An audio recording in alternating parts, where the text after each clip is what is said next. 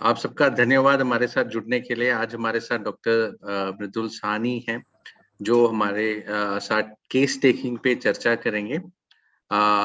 हम सब जानते ही हैं साहनी सर को। साहनी सर अ, बिहार पटना से हैं, उनका बड़ा एस्टेब्लिश्ड वो है, पीएचडी हैं, पढ़ाते थे और प्रोफ़ेसर, प्रिंसिपल थे। और हमारे साथ आईएफपीएच पे एक बड़े स्ट्रॉन्ग पिलर हैं इनके वजह से इस मंच में काफ़ी बड़े-बड़े दिग्गज लोग होम्योपैथी में आके हमारे साथ इस मंच पे चर्चा कर चुके हैं। तो सानी सर आपका बहुत धन्यवाद है कि आपने इस लास्ट मिनट में हमारे साथ आज का डे हमारा आपने सेव करा है सर, तो आपको उसके लिए बहुत-बहुत धन्यवाद। एंड सर अब आपके ओवर टू यू सर आप। नमस्कार। और आपने मुझे आज कहा कि कुछ बोला जाए केस टेकिंग पर।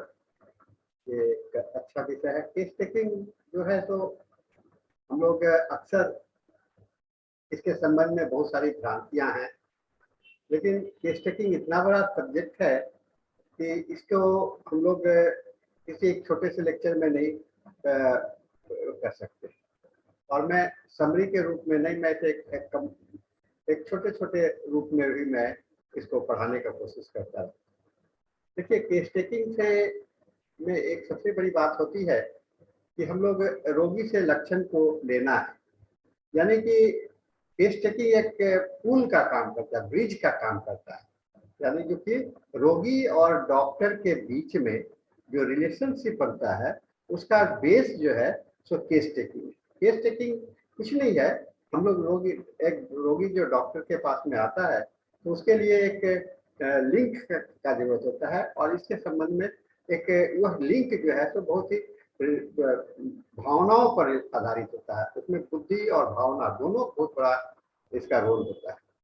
तो मैं आज के इस टॉपिक के लिए, क्योंकि ये सब्जेक्ट लंबा है, मैंने सोचा कि केस टेकिंग पर आपको किस विषय पर मैं ले चलूं। तो केस टेकिंग का जो अल्टीमेट अप्रोच होता है, अल्टीमेट, हम लोग एक रिकॉर्ड तैयार करते हैं, केस हिस्ट्री तैयार करते हैं, और उस केस हिस्ट्री को हम लोग अपने उसी पर केस हिस्ट्री, जैसे पेशेंट से पूछने के बाद में सारी बातों को जो आपने रिकॉर्ड किया, उसे आप अपने रजिस्टर में रखते हैं, अपने मोबाइल में रखते हैं, या अपने डेस्कटॉप पर रखते हैं, कहीं भी रखते हैं।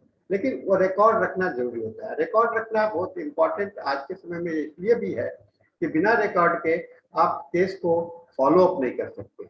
आप आज पेशेंट से कुछ पूछ लिए, पूछने के बाद में उस पर आपने अध्ययन किया, दवा चुना, लेकिन जब आपको सेकंड प्रिस्क्रिप्शन के लिए बार बार जब पेशेंट आते हैं तो कुछ समय के बाद में हम लोग बहुत सारी बातें, जो प्रारंभिक बातें हैं, वो भूल जाते हैं, है ना। और फिर हमारा जो सब्सिक्वेंट प्रिस्क्राइबिंग होता है वह अफेक्टेड हो जाता है, प्रभावित हो जाता है। इसके लिए जरूरी होता है कि हम लोग उसका प्रॉपर रिकॉर्ड कीपिंग करें, प्रॉपर रिकॉर्ड का मेंटेन करें। और इस बात पर डॉक्टर हनीमैन ने भी बड़ा अहम मुद्दा दिया और बात कही। और दूसरी बात है कि आज के वर्तमान समय में क्लिनिकल एस्टेब्लिशमेंट एक्ट के अंदर में यह आवश्यक है कि हर एक डॉक्टर जिस रोगी को देखता है उसका एक रजिस्ट्रेशन करे, रजिस्ट्रेशन करके उसके डिटेल्ड केस हिस्ट्री को अपने पास में रखे। अधिकांश डॉक्टरों की आदत ये होती है कि वो अपने लेटर हेड पर ही पुर्जा लिख दिया करते हैं और वही उनका केस टेकिंग होता है। ये सरासर गलत है, क्योंकि जब तक आप उस पर, तो आप एक एब्स्ट्रैक्ट, एक निचोड़ के रूप में आपने जो दवा चयन किया उसको देने का निर्देश के साथ में उसको देते हैं, और एक लाइन में डायग्नोसिस की बात कर देते हैं। तो ये रिकॉर्ड जो है सो इस रिकॉर्ड की मान्यता नहीं होती है। रिकॉर्ड वो होता है जिसके अंदर में पेशेंट का पूरा हिस्ट्री अवेलेबल है। तो मैं केस टेकिंग पर और विशेष चर्चा नहीं करके मैं आज रिकॉर्ड कीपिंग के ऊपर में चर्चा करना चाहूंगा, क्योंकि यह सब्जेक्ट जो है सब बहुत ही नेग्लेक्टेड है। लोग रिकॉर्ड कीपिंग पर ध्यान देते नहीं है, और नहीं देने के कारण समस्या बहुत बड़ी बाद में भी अपने प्रैक्टिस में भी महसूस करते हैं, और ऐसे भी महसूस वो करते हैं। तो आज का विषय मैंने चुना है record keeping of case history. आप रिकॉर्ड कीपिंग एक अलग विषय नहीं है। आप रोगी से पूछ रहे होते हो, और पूछने के साथ साथ में उसकी बातों को अपने कलम के माध्यम से लिखते हैं। यानी कि केस टेकिंग करते समय में दो बात होती है, आप रोगी पर भी ध्यान रखते हो और उसकी बातों को एक रिकॉर्ड करने का भी काम करते हो। ये रिकॉर्ड कीपिंग कैसे किया जाए, मैं इस पर थोड़ा सा विशेष चर्चा के रूप में करना चाहूंगा। संदीप जी, मेरे पीपीटी आपको दिखाई पड़ रहे हैं? हाँ जी सर, क्लियरली दिखाई दे रहा है सर। क्लियर है, ठीक है। हाँ जी। तो मैं आगे चलता हूं और आज का विषय है हमारा record keeping of case history. साथियों, एक सायस्टिटस का एक कमेंट है, वर्बा वोलेंट स्क्रिप्टा मैनिन, वर्बा वोलेंट स्क्रिप्टा मैनिन। इसका मतलब क्या होता है, जो मुंह से जो आवाज निकलता है वो उड़ जाता है ना, रहता नहीं है आपके, लेकिन जो आप लिख करके रखते हो रिकॉर्ड, वह आपको हमेशा याद रहता है।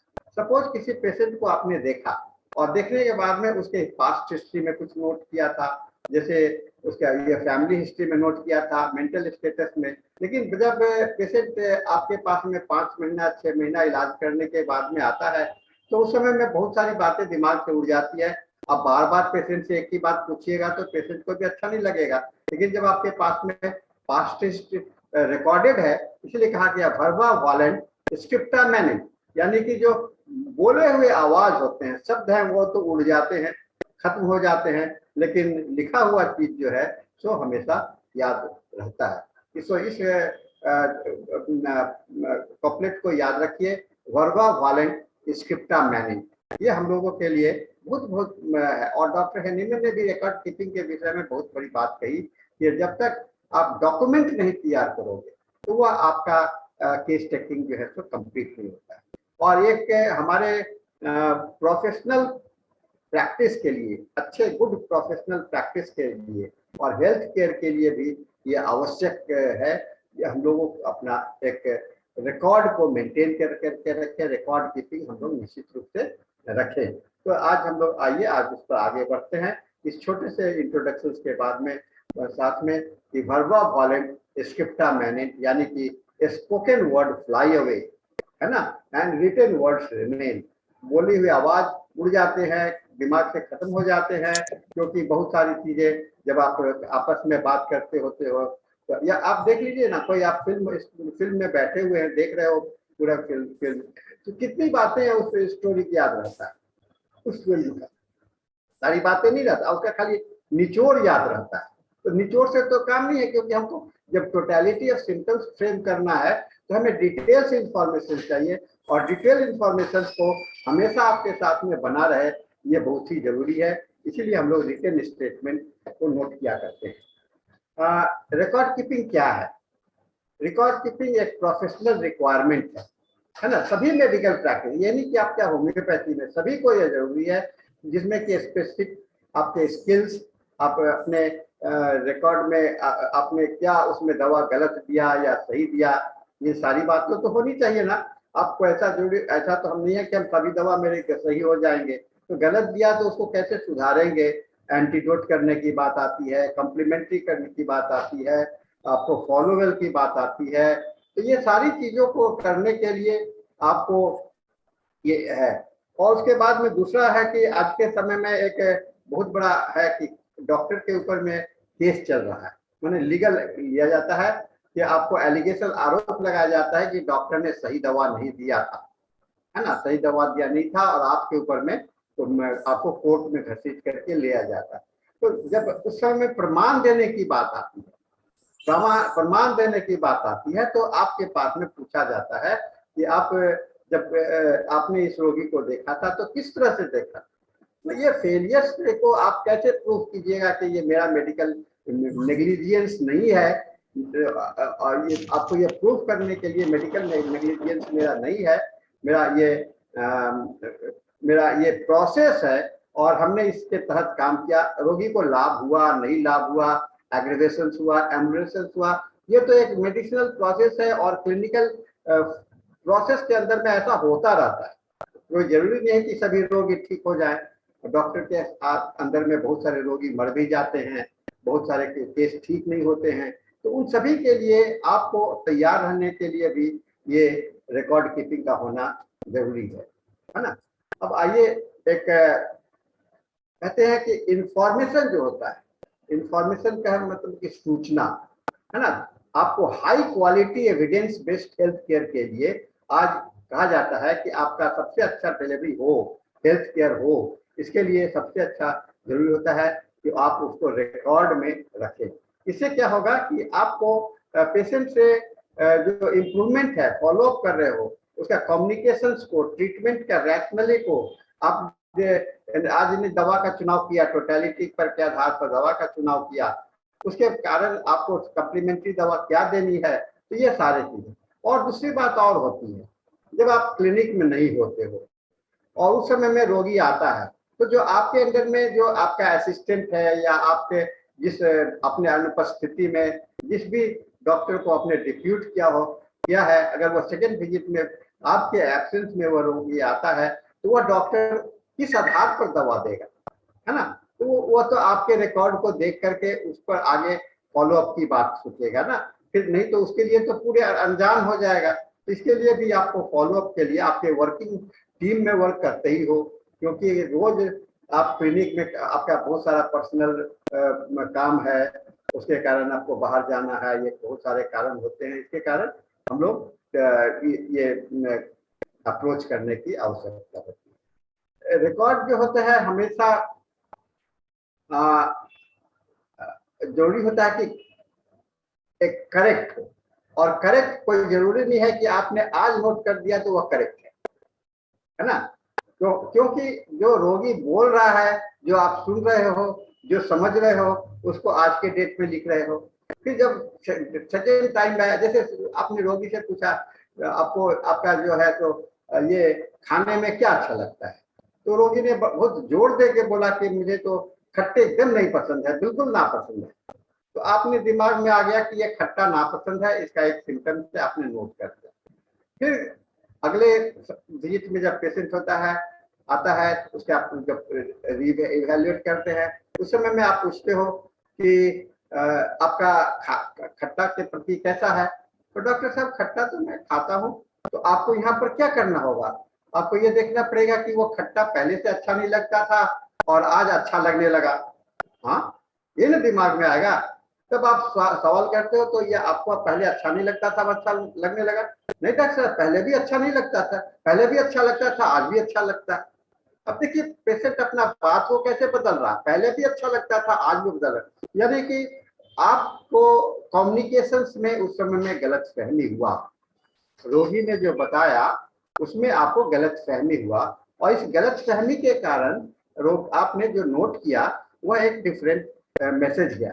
तो आज हमको तो करेक्ट करना पड़ेगा ना, हमारा टोटलिटी को करेक्ट करने के लिए। तो ये बहुत बड़ा अच्छा होता है, जरूरी होती है कि हम लोग इसको अपना। इससे क्या होता है, आपके अंदर में आत्मविश्वास आता है। जब भी आप अपनी गलती को देखते हो तो आपको सुधार करने की बात आती है, और थोड़ा सा आपको लॉ के प्रति भी आप सजग रहते हो, यानी कि दोनों तरफ से सेफ हो, आप अपने कॉन्फिडेंस में भी सेफ हो और अपने प्रैक्टिस में भी सेफ हो। एंड पेशेंट रिकॉर्ड का डेफिनेशन क्या होता है, इसको कहते हैं एनीथिंग दैट कंटेन्स इंफॉर्मेशन।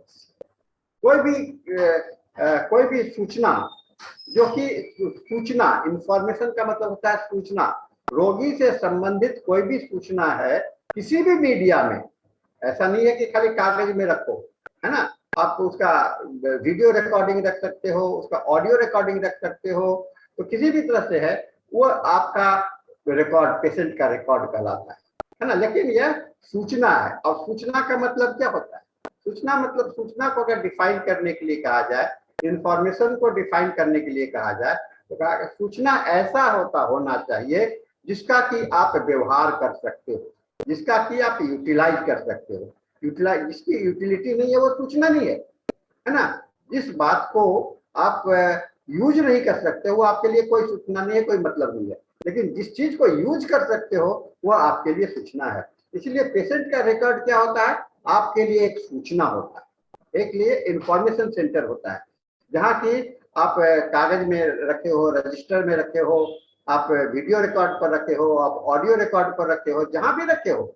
आजकल तो कंप्यूटर पर हम लोग रखते हैं और बहुत सारे सॉफ्टवेयर भी आ गए हैं जिसके अंदर में आपको केस टेकिंग का फॉर्मेट बना हुआ है आप, और या आप अपना खुद फॉर्मेट डिजाइन करते हो, उस पर करके पेशेंट के केस हिस्ट्री को नोट कर डालते हो, तो ये करके आपके पास में कंपाइलेशन होता है। ये बहुत अच्छा हम लोगों के लिए जरूरत होता है। केस टेकिंग के प्रोसेस में होता है क्या कि इंफॉर्मेशन जो है सो दो तरह से हम लोग लेते हैं।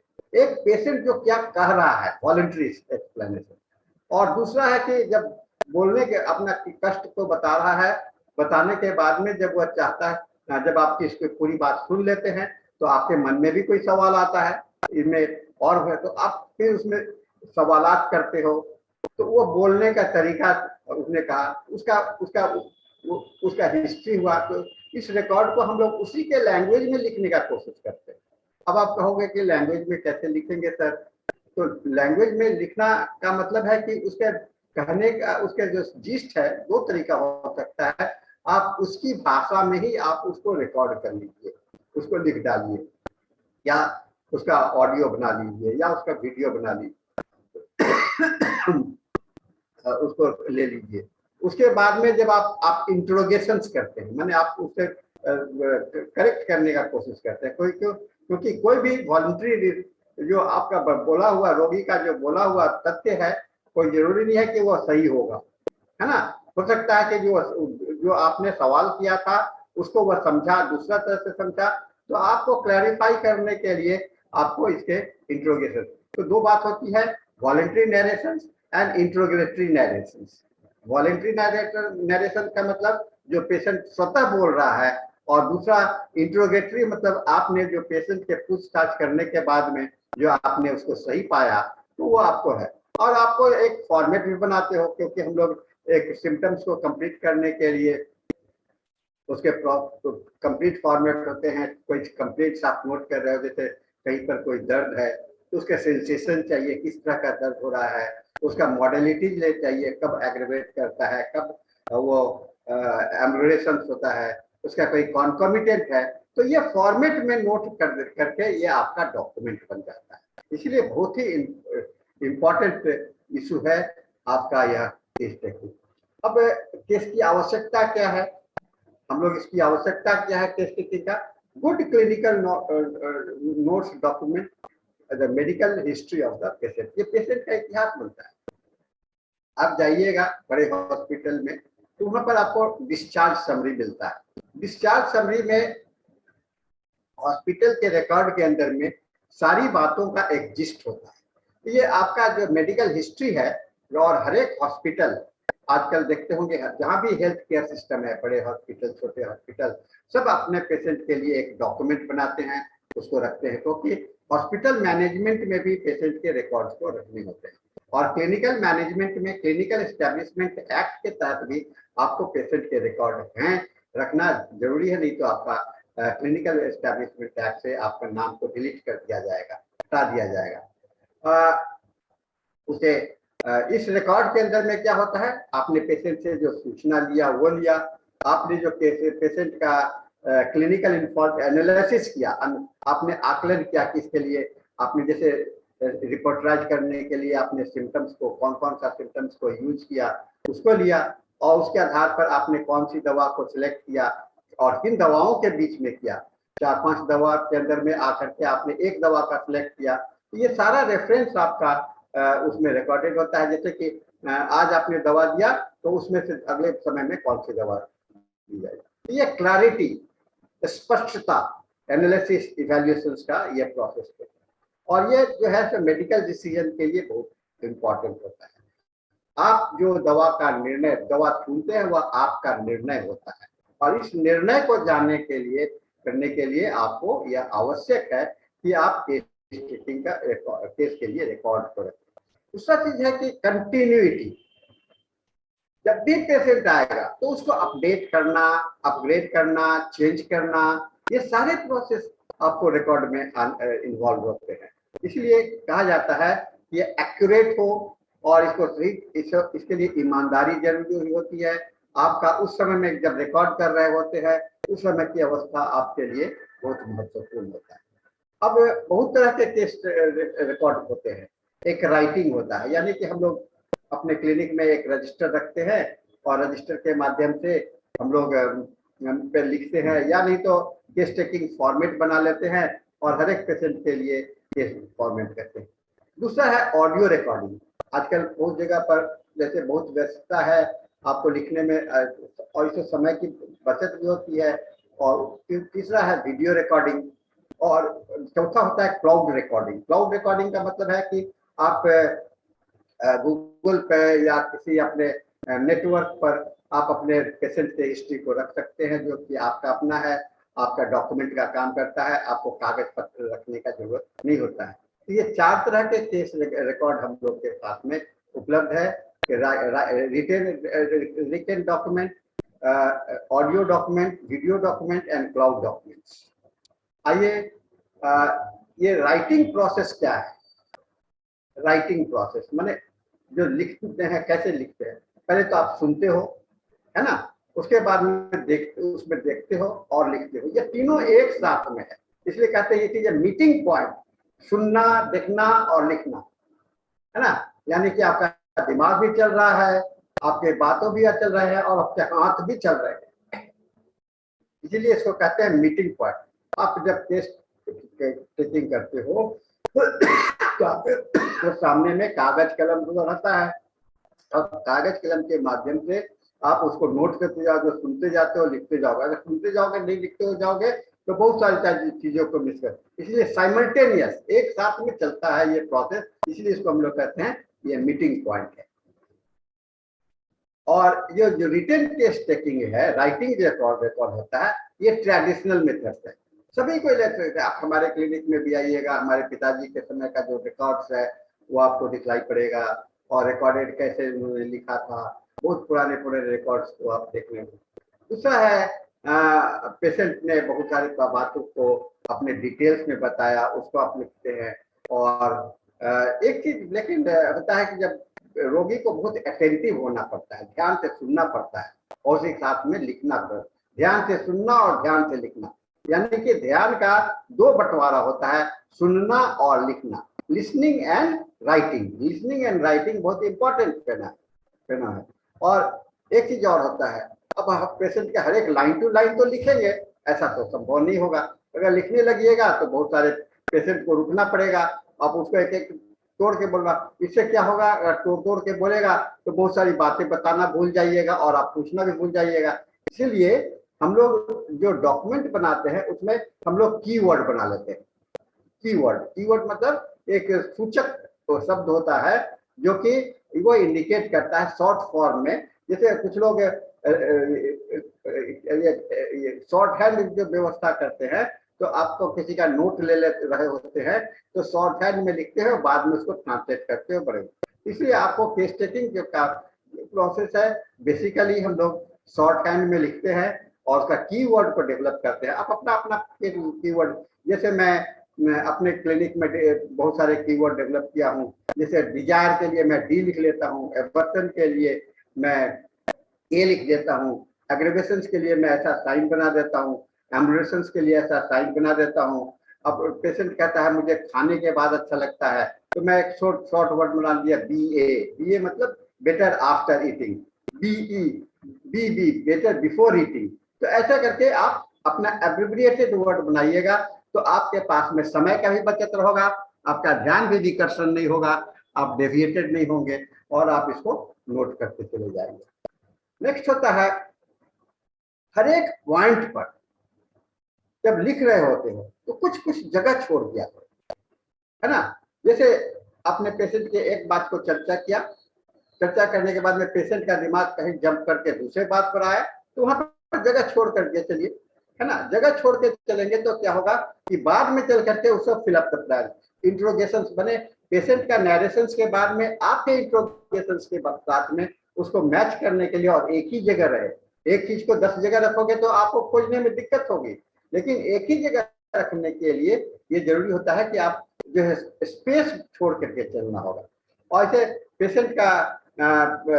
पेशेंट को आप उसी के धारा में बहने देंगे, क्योंकि पेशेंट अगर अपने भावनाओं के हिसाब से बोल रहा होता है तो वह है, लेकिन उसको अगर बीच में टोकेंगे तो दिक्कत हो जाएगा। इसलिए हम जगह छोड़ छोड़ करके लिखते हैं, ध्यान रखिए और जगह को छोड़ छोड़ करके लिखिए, ठीक है ना।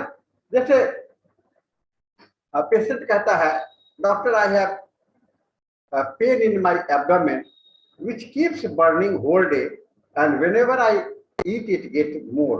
अब पेशेंट देखिए पेशेंट बता रहा है, जब डॉक्टर साहब मेरे पेट में दर्द होता है जो कि बर्निंग टाइप का होता है, और जब मैं खाने का कोशिश करता हूं तो मेरे पेट के दर्द बढ़ जाते हैं, उसके बाद मेरे पेट में बहुत सारे गैस बनते हैं और गैस जो है सो बन करके खाने के बाद में गैस बन जाते हैं।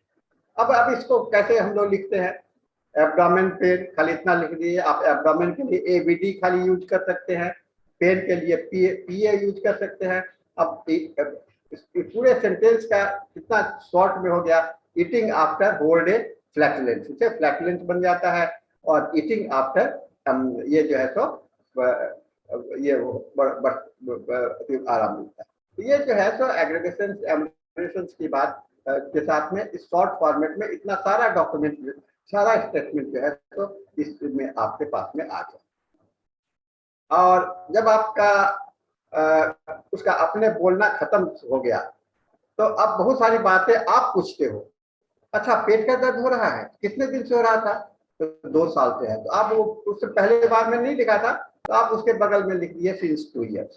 कैसा था, बर्निंग था, है ना, खाने के बाद में बढ़ता था, और फास्टिंग से मेरे को आराम मिलता था। उसका कॉन्कॉमिटेंट कहता है, फिर आप पूछते हो क्या और पेट के दर्द के साथ में और क्या होता है, कहता है डॉक्टर साहब मेरे पीठ में भी दर्द होता है, लंबर रीजन में, है ना। तो ये आपका है, तो सभी जगह पर। और ये गैस कब से बनने लगा, 3 साल से बनने लगा। तो इस तरह से डिस्टेंशन और ये सारे बात को आपने, जो पहला वाला रिकॉर्ड था,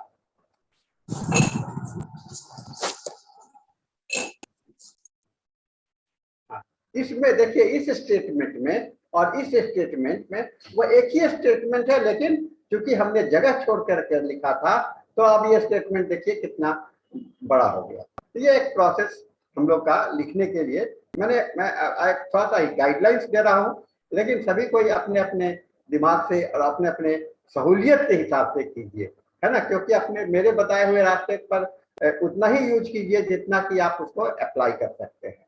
ओके, अब आते हैं हम लोग, राइटिंग प्रोसेस क्यों यूजफुल है। Clarity in the physicians mind, आपके दिमाग में स्पष्टता रहता है, आपको बहुत सारे सवाल पूछने के लिए आपके मन में सवालात पैदा होता है, और जरूरी होता है केस टेकिंग के समय में आपके दिमाग में अगर सवाल नहीं उत्पन्न हुए, इसका मतलब कि आपने केस टेकिंग प्रोसेस में पूरा नहीं हुआ, और सभी इंफॉर्मेशन को एक ऑर्गेनाइज फॉर्म में रखते हैं। तो ये बहुत ही यूजफुल प्रोसेस है राइटिंग प्रोसेस। लेकिन इसके साथ में कुछ सीमाएं हैं, लिखने के पद्धति में कुछ सीमाएं हैं। पहला क्या है कि एक आपके सुनने का जो लिंक है वह शायद कभी कभी अधूरा रह जाता है, और कुछ सुइटेबल वर्ड्स भी हमको नहीं मिल पाते हैं। तो ये एक बड़ा हमारी सीमा है, और राइटिंग के समय में हम बहुत सारे अच्छे इंफॉर्मेशन को भी भूल जाते हैं। तो ये लिखने का मैं लाभ हानि की बात कर रहा हूँ, तो लाभ भी है और कुछ लिमिटेशंस भी है, जिस लिमिटेशंस को हम लोग समय के साथ में सुधार सकते हैं, समय के साथ में इसको एक्सपीरियंस के साथ में इसको अपडेट कर सकते हैं। और दूसरा तरीका होता है ऑडियो रिकॉर्डिंग। अब आज के ऑडियो सिस्टम का जो डेवलपमेंट है जवान, बहुत सारे डॉक्टर अपने क्लिनिक में अपने मोबाइल पेपर में कर लेते हैं, और इसे आप फ्री हो, आपको लिखने का काम बंद, आप खाली आप पेशेंट से बातचीत कर रहे हो, डायलॉग हो रहा है, बात हो रही है, वो सारी चीज ऑटोमेटिकली रिकॉर्डेड हो जाता है, और आप बहुत ध्यान पूर्वक उसको देख सकते हो। ये बड़ा इंपॉर्टेंट है, ध्यान के देख रहे हो और आपके पास कोई प्रॉब्लम भी नहीं आ रहा है, आप कुछ छूट भी नहीं रहा है, क्योंकि हर एक शब्द उस वहां पर रिकॉर्डिंग हो रहा है ना, हर एक शब्द वहां पर रिकॉर्डिंग हो जा रहा है। ये एक अच्छा ये ऑडियो रिकॉर्डिंग एक सिस्टम हम लोग का आया। इसके बेनिफिट क्या है, हर एक वर्ड बाय वर्ड रिकॉर्डेड हो रहा है ना, और माइंड जो है तो टेंशन फ्री है कि आपको हो रहा है, ऐसा बात मेरी बहुत सारे पेशेंट को जब पता चलता है या मैं आपकी बातें रिकॉर्ड की जा रही है, तो बहुत सारी अपनी जो समस्याएं हैं वो बताने से परहेज करता है, क्योंकि कहता है कि मैं बोलूंगा तो ये स्टेटमेंट बन जाएगा, और उसे नहीं बताता है, वो डिस्क्लोज नहीं करता है। समझ गया ना? क्योंकि पेशेंट का जब आप रिकॉर्डिंग कर रहे होते हैं तो यह आपका पेशेंट का राइट है कि आपको उसे बता दिया जाए कि आप उसकी आवाज को कैद कर रहे हो, रिकॉर्ड कर रहे हो, है ना, रिकॉर्ड कर रहे हो। तो इसको हम लोग को ध्यान में, ये एक है लिमिटेशन। दूसरा चीज है, पेशेंट से उस समय में आपको कंसेंट लेना पड़ता है ना, कि रिकॉर्डिंग जो है तो हम लोग करें, है ना। ये एक आपका बहुत बड़ा है आपको, क्योंकि लिखते समय में तो कंसेंट की जरूरत नहीं है इसके विषय में, लेकिन रिकॉर्ड करने के लिए, पेशेंट की आवाज को रिकॉर्ड करने के लिए आपका उसके सहमति लेना, उससे या उसके अटेंडेंट से लेना। अगर आप सहमति लेकर के नहीं करते हो तो यह इलीगल डॉक्यूमेंट माना जाएगा, समझ रहे हैं ना, इलीगल डॉक्यूमेंट आ जाएगा। और इसमें एक और सबसे बड़ी खामी यह है, ये जो इंफॉर्मेशन है एक जगह नहीं पर इकट्ठा किया। अब स्टेटमेंट में पेशेंट ने बताया कि पेट में दर्द होता है, अब कुछ 4-5 बात होने के बाद में उसके बाद बताता है कि 3 साल के बाद हो रहा है। तो क्या हुआ, 3 साल के बाद में लिखा हुआ है, बाद में आपको कंपाइल करना पड़ता है, इसीलिए स्कैटर्ड रहता है। इसीलिए आपको बार बार टेप को रिवाइंड करके आपको उसको एक सीक्वेंस में लाने का कोशिश करना है। तो मैं लाभ हानि दोनों की बात कर रहा हूँ, क्योंकि ये इसका निराकरण तो आप ही को करना पड़ेगा, कोई दूसरा कोई तो करेगा नहीं। इसीलिए निराकरण करने के लिए मेरिट्स और डिमेरिट्स को, हम लोग को क्या क्या बुराइयां हो सकती हैं, क्या क्या इसके लाभ हो सकते हैं, उसको ध्यान में रखना चाहिए। अब तीसरा आता है वीडियो रिकॉर्डिंग। अब ऑडियो के बाद में अब जमाना आ गया है वीडियो। आप अपने क्लिनिक में एक ये कैमरा लगा देते हैं, है ना, और कैमरा लगा करके आपका हर एक मोमेंट का पेशेंट का भाव देख रही है। बहुत अच्छा तरीका है ना, बहुत अच्छी बातें इसमें होती है, और बहुत अच्छा बॉडी मूवमेंट, बॉडी लैंग्वेज, सारे चीज को उसमें कर सकते हैं। उसको रिप्ले करके आप फिर बात को आप सुन भी सकते हैं, कंफर्म भी कर सकते हैं। इसलिए वीडियो और क्लाउड रिकॉर्डिंग में इस तरह की बातें होते हैं। तो आज के समय में यह बहुत अच्छा हो गया। और आजकल हम लोग ऑनलाइन ट्रीटमेंट भी शुरू कर दिए हैं, है ना। रोगी से हम लोग, आपके रोगी यहाँ पर है, आबाद में है, तो उस समय भी हम लोग व्हाट्सएप के वीडियो कॉलिंग करते हैं, और वीडियो कॉलिंग का रिकॉर्ड को नोट करके रखते हैं, जिससे कि हम पेशेंट का अपने को ये करें। तो ये एक अच्छा एप्लीकेशन है जो कि आपको केस टेकिंग के लिए बहुत महत्वपूर्ण हो सकता है। अब आइए फिर इसमें लाभ हानि को देखें। लाभ क्या है कि विजुअल इफेक्ट के साथ में, आवाज के साथ में, आवाज, मेरे डॉक्टर साहब मेरे पेट में बहुत दर्द हो रहा है, डॉक्टर साहब कोई दर्द नहीं हो रहा है। अब लैंग्वेज, भाषा में, टोन में पता चलता है, तो उसके कितना इंटेंसिटी है ये पता चल जाता है। पेशेंट का, आपका डॉक्टर का माइंड भी जो है तो फ्री रहता है कि किसी भी बात को छूटेगा, और फिजिशियन जो है तो कंफर्म कर लेता है बॉडी लैंग्वेज से, है ना। देखिए, वर्बल लैंग्वेज और बॉडी लैंग्वेज में अगर तुलना मिल जाता है तो वह लक्षण बात सही होता है।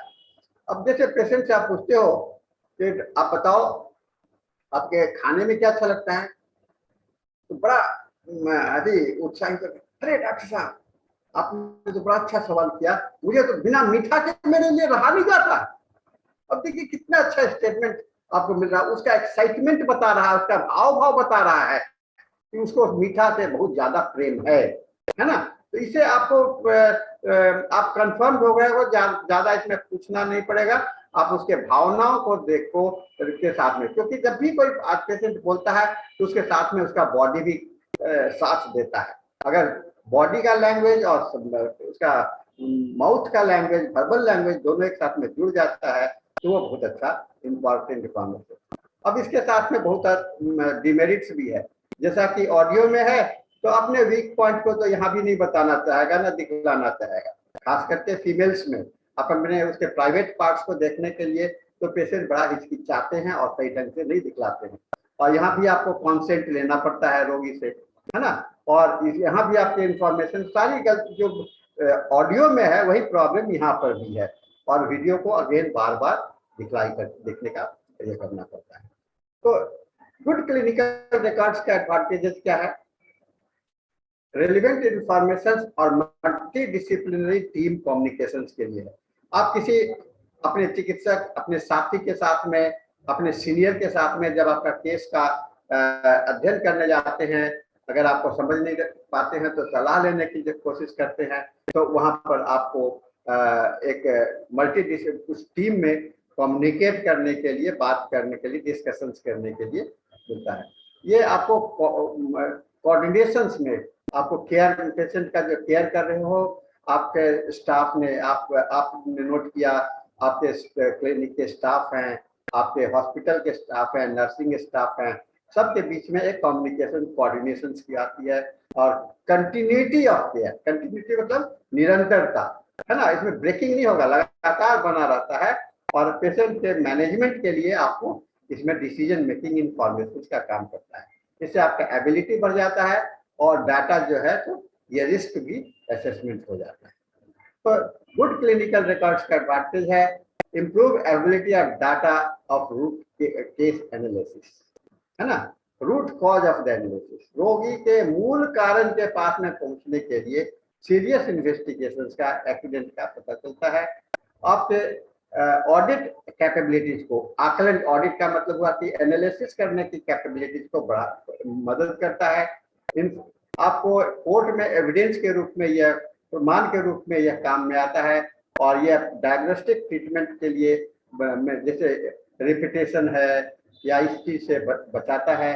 और टाइम मैनेजमेंट पर भी बहुत बड़ा इसका आता है। आपका टाइम मैनेजमेंट बहुत इंपॉर्टेंट है, क्योंकि पेशेंट के साथ में आपके क्लिनिक में कितने नंबर ऑफ पेशेंट आते हैं, उसी हिसाब से आप एक रोगी पर समय देते हो, और उसी अनुसार आपके लिए सारी बातों को रिकॉर्ड भी करना होता है, उससे बात भी करनी होती है, प्रिस्क्राइब भी करना होता है। तो ये टाइम मैनेजमेंट जो है तो एक इम्पॉर्टेंट एस्पेक्ट होता है, जो कि आप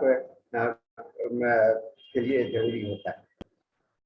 अगर क्लिनिकल रिकॉर्ड्स आपका अच्छा नहीं होता है तो इससे क्या होगा, आपका जो हेल्थ केयर प्रोफेशनल्स के लिए ये एक सही आंकड़ा नहीं होगा। आप कभी भी सही निर्णय लिख सकते हो, और आपका मेडिको लीगल रिस्क जो है तो बढ़ जाता है ना। और इससे क्या होता है कि आप बार बार, जैसे पेशेंट से आपने जांच करने के लिए आज लिखा कि इसका जांच करा के ले आओ, अब एक ही जांच को बार बार क्यों करा रहे हो?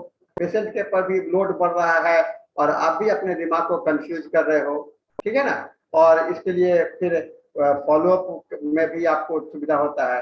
इससे क्या होता है कि पेशेंट का केयर जो है तो बड़ा अस्त व्यस्त हो जाता है, इसे बहुत बड़ी दुर्घटना हो सकती है। इसे systematic case record is quite rarity in private medical practice.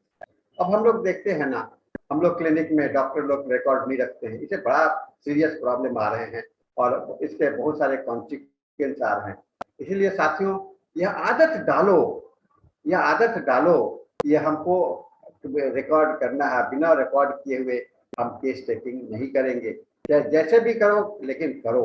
ये एक आदत है, क्योंकि ये खास करके अब ये गवर्नमेंट सेक्टर में या नर्सिंग होम में तो ये नेसेसरी है। वो जब भी जाइएगा तो ये रिकॉर्ड बनाते हैं, केस हिस्ट्री आते हैं, उनके पास में एक डॉक्यूमेंट होता है, उसको अपने पास में रखते हैं, या पेशेंट के हाथ में एक बुकलेट ही बना देते हैं। एम्स में एक बुकलेट बना देते हैं, उसमें सारे रिकॉर्ड्स होते हैं, आपको दे दिया, जब आएंगे तो आपको लेके आना पड़ेगा, है ना। तो ये एक डॉक्यूमेंटेड होना चाहिए, और लिखने की आदत बनानी चाहिए, रिकॉर्ड कीपिंग की आदत हम लोगों को बनाने का प्रयास करना चाहिए। तो जो क्लिनिकल रिकॉर्ड्स में क्या क्या इंक्लूड करना चाहिए, पेशेंट का डेमोग्राफिक, माने उसका पूरा जिंदगी का इतिहास, उसके करंट विजिट क्यों आ रहा है पहली बार, इसका क्या क्या एग्जामिनेशन का स्कोप होता है, पॉजिटिव एग्जामिनेशन के क्या फाइंडिंग्स हैं, नेगेटिव एग्जामिनेशन के क्या फाइंडिंग है, और की एबनॉर्मल टेस्ट फाइंडिंग्स क्या होता है, डायग्नोसिस और इम्प्रेशंस क्या बनता है, और clear management plan and agreed actions. इसके लिए आपको मैनेजमेंट प्लान में ये स्ट्रक्चर, इसको कहते हैं कि केस रिकॉर्ड ये स्ट्रक्चर्ड इंफॉर्मेशन सिस्टम। स्ट्रक्चर्ड मतलब कि बनाया हुआ है और आपके लिए बहुत अच्छा मददगार का काम करता है। तो इससे क्या होता है, treatment details of the future treatment and recommend, ये हम लोग बाद में एक हम लोग के पास में पेशेंट 1 साल से इलाज करा रहा है, लाभ हो रहा है, लेकिन वह फॉलोअप कैसे हो रहा है? वो डॉक्यूमेंट के माध्यम से। आप 1 साल पहले की बात आपको याद रहेगी? नहीं रहती है ना। बहुत सारी बातें दिमाग से उड़ जाता है। मेडिकेशन एडमिनिस्ट्रेशन, आज पोटेंसी ये दिए हैं, उसका उस पोटेंसी के बाद में नेक्स्ट पोटेंसी क्या होगा, नेक्स्ट ड्रग क्या होगा, कौन सा दवा देने के बाद में एग्रीवेशन हुआ था, किस वजह से एलर्जिक था, ये चीज हो जाता है। और इसे आपका पेशेंट को एजुकेट करने में भी मदद मिलता है। जैसे ड्रग एलर्जी है या फूड एलर्जी है, तो पेशेंट को एडवाइस देने में भी आपको मदद मिल जाता है। इसे आपको पेशेंट के स्टेटस को मदद करता है, और डॉक्यूमेंटेशन, फैमिली हिस्ट्री, इस सारी चीज को इसी आपको। और एक है कि आपको पेशेंट को कब फॉलोअप के लिए डेट कब देना है, ये भी हम लोगों को ये जरूरी है। तो इसके रिकॉर्ड कीपिंग के एडवांटेज क्या है? Proper assessment of the case का प्रॉपर कर सकते हैं। Selection of the second prescription, and तीसरा है follow up of the case. 3 बहुत इंपॉर्टेंट है। प्रॉपर यानी कि सही तरीका से एक क्लियर पिक्चर बनाते हुए, दूसरा सेकेंड फॉलोअप के लिए, सेकेंड विजिट के लिए, और तीसरा आपको फॉलोअप करने के लिए भी यह केस बहुत मदद करता है। चौथा है judgement of the action of remedy. दवा का एक्शन कैसा हुआ उसको जजमेंट करने में मदद करता है। For proving the superiority of system. अब आपने केस ठीक किया और आपके पास में कोई रिकॉर्ड नहीं है, तो आप कैसे दावा करेंगे कि आपने केस को ठीक किया? लेकिन आपके पास में रिकॉर्ड होगा, आपने पेशेंट के लेबोरेटरी इन्वेस्टिगेशन रिपोर्ट को रखा है, तो उससे क्या होगा कि आप अपने सुपेरियरिटी को, और इसे रेफरेंस के रूप में भी यूज कर सकते हो कि हमने फलना रोगी को जैसे देखा था, इस रोगी में इस दवा से लाभ हुआ, इस रोगी में इस दवा से लाभ हुआ। रोग एक ही है लेकिन अलग अलग दवा से याद हुआ, तो ये आपके लिए रेफरेंस चाहिए। लेकिन कभी आपके दिमाग में बैठ गया कि यही दवा इस बीमारी के लिए है, तो फिर बाद का पेशेंट को आपको गड़बड़ाने लगता है। ये फ्यूचर रेफरेंस में बहुत इंपॉर्टेंट होता है। और 7वां बात जो है तो लीगल प्रोसीड्योर की बात आती है, जो मैं चर्चा कर चुका हूँ। आपको नए लक्षणों को लेने की आवश्यकता होती है ना। पेशेंट को दवा देने के बाद में कुछ न्यू सिम्टम्स आते हैं, को ओल्ड सिम्टम्स अपीयर करते हैं, कुछ ओल्ड सिम्टम्स डिसअपीयर करते हैं, तो ये चीज होता है। फिर एग्जामिनेशन एंड लैब इन्वेस्टिगेशंस का जो है सो टेक्निक्स हम लोग इसमें रिकॉर्ड करके रखना जरूरी होता है, क्योंकि इसको लेकर के आप नहीं चलेगे तो आप एविडेंस नहीं बना सकते हो। तो ये सबको आदत बनाने की आवश्यकता है। 10वां पॉइंट है क्लिनिकल टीचिंग। अगर आप किसी पर लेक्चर दे रहे हो या पढ़ाने के में हो, तो वहाँ पर आपको क्लिनिकल टीचिंग के लिए रोगों को अपने स्टूडेंट्स को या अपने साथियों के बीच में शेयर कर सकते हो। और इससे क्या होता है कि आपके फिजिशियंस का क्या कुशलता है ये हो सकता है। 12वां जो है तो रिसर्च पर्पस में भी ये मदद करता है, और इसके सारे बहुत सारे कॉम्प्लेक्स सिंथेसिस, जैसे आपका रिपोर्टरी जो है तो केंट रिपोर्टरी से आपका आज रडार, ये सिंथेसिस रिपोर्टरी है, सिंथेटिक रिपोर्टरी क्या है, इवोल्यूशनरी रिसर्च पर के आधार पर आपके डाटा एक्युमुलेट करते चले गए, और उसके आधार से तो आप रिसर्च में भी योगदान करते हो जब आप केस टेकिंग प्रॉपर करते हो। क्या करना चाहिए, क्या नहीं करना चाहिए? करना चाहिए यूज टाइम्ड एंट्री। टाइम्ड मतलब जो कि जिसको कि आप बाद में समझ सकते हो, और एब्रिविएशंस को अवॉइड करना चाहिए। लेकिन एब्रिविएशंस अगर आपने टाइम्ड नहीं किया है तो उसके लिए आप बना सकते हो लिस्ट, वो कर सकते हो। ऑब्जेक्टिव कमेंट्स है ना, ऑब्जेक्टिव कमेंट्स को आप नोट कर सकते हो, लेकिन उसके अंदर में ऑफेंसिव, ह्यूमरस और पर्सनल कमेंट्स अगर करते हो तो वो गलत है। डॉक्यूमेंट एनी नॉन कंप्लायंस है ना, उसमें एग्जैक्ट वर्ड का यूज करना है। दूसरा है कि आपको एम्बिग्यूअस टर्म का मतलब होता है कि वैसा टर्म्स, वैसा शब्द जिसका कोई कंक्लूजन, निर्णय नहीं लगे। जैसे पेशेंट कहता है कि मुझे बहुत ज्यादा दर्द हो रहा है, बहुत का क्या लिमिट है? इतना भी कम, इतना भी बहुत है, इतना भी बहुत है, इतना भी बहुत है। इसको एम्बिगुअस वर्ड कहा जाता है, उसको डिफिनिटिव में आना पड़ेगा। इसलिए इसको कहा जाता है कि एम्बिगुअस टर्म्स को यूज नहीं करना चाहिए। ओरल कम्युनिकेशन, फोन कॉल, ये सब एक्शंस को ये लेना चाहिए। और डिलीट और अल्टर द कंटेंट, आपने किसी चीज को लिख लिया, अब उसको बाद में काट दे रहे हो अपनी गलती छिपाने के लिए, या आपको गलती मिस्टेक किया है तो ये गलत है। नहीं, जो लिखा तो लिखा, गलत किया तो सही किया तो सही है ना। और ये आपका केस मैनेजमेंट के लिए बहुत इंपॉर्टेंट है। लीगल इशू के विषय में मैं बहुत चर्चा किया हूँ, ये आज के समय में बहुत ही इंपॉर्टेंट है ये केस डॉक्यूमेंट आपका लीगल इशू को। We must be familiarized with the relevant legal requirement of your country.